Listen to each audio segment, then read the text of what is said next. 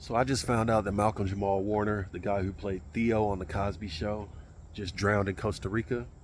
And I almost died the same way. So I felt compelled to tell you my story about how I survived.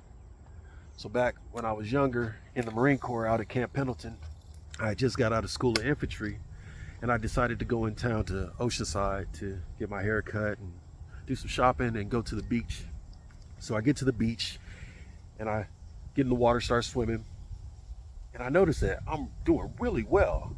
I'm thinking, oh, I must really be in shape, from boot camp or whatnot. So I'm hauling ass. I decide to get out past this pier that's way out there. So I swim out past the pier and I'm out there treading water, taking in the view. And I'm like, all right, it's time to turn around and head back. So I start heading back and I realize I'm not going nowhere. So I keep swimming harder and I'm still not going nowhere. Right about this time, I'm starting to panic. I mean, I'm swimming the hardest I ever swam in my life, and it feels like I'm not going anywhere. And I could just remember thinking, man, all the stuff I done went through in boot camp and school of infantry, and I'm not even gonna make it to combat. I'm gonna die on a peaceful beach here in California. I wasn't about to let that happen. So I just kept swimming.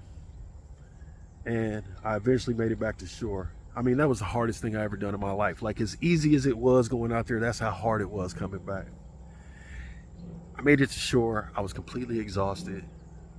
I'm on my hands and knees crawling on the shore, and I just kissed the sand. I had never been so happy to be on land in my life.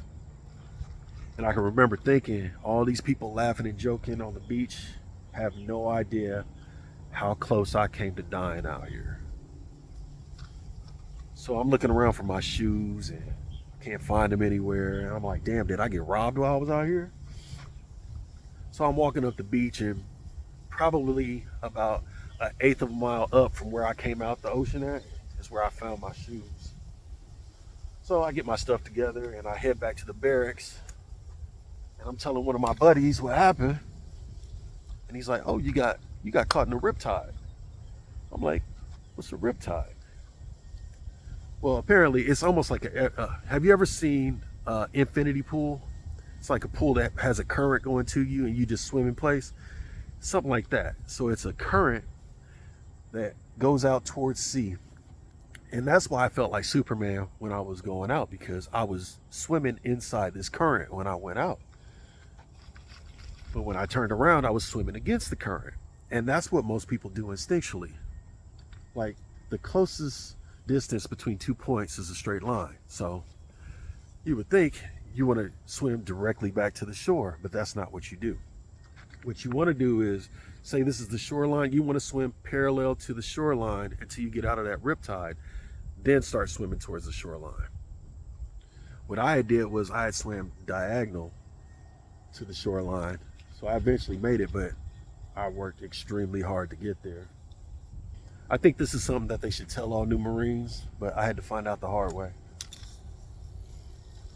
So if you know somebody who's going to be deployed near an ocean, or if you know somebody who's going to be taking a vacation and go out to the ocean, send them this video.